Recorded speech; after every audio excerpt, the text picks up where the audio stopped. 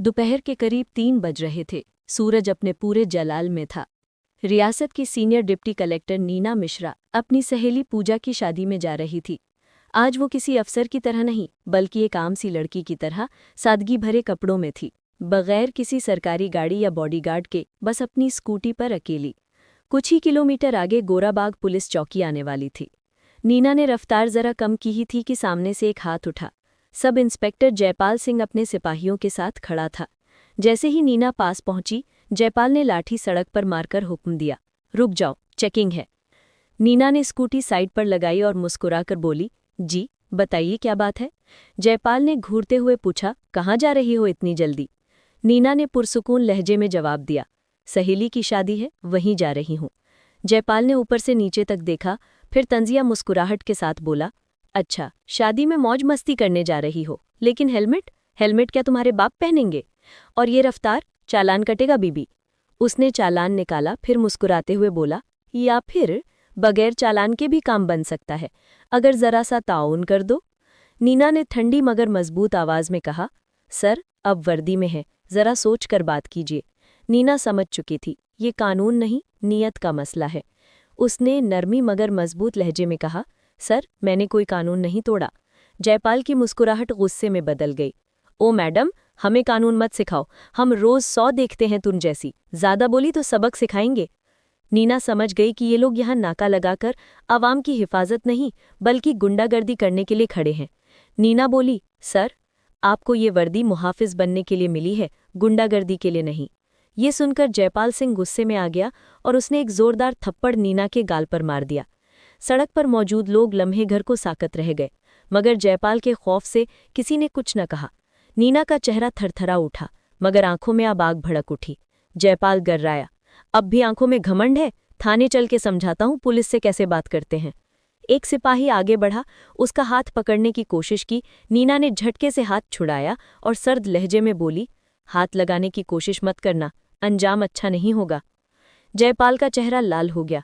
वो दहाड़ कर बोला, तेरा घमंड तोड़ के रख दूंगा। 3 पुलिस वाले मिलकर उसे जबरदस्ती जीप में डालकर थाने ले आए। जयपाल ने कुर्सी पर बैठकर पैर फैलाए और हंसते हुए बोला, अब बता, कौन है तू?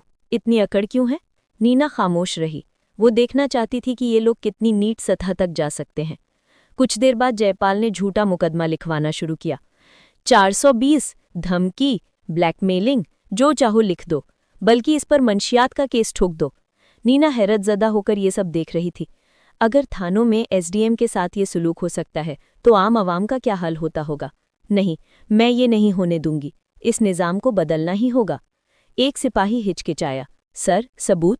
जयपाल कहकहा लगाकर बोला, इस थाने में सबूत लाए नहीं जाते, बनाए जाते हैं। नीना को एक अंधेरी कोठड़ी में डाल दिया गया। वो चुपचाप कोने में बैठ गई।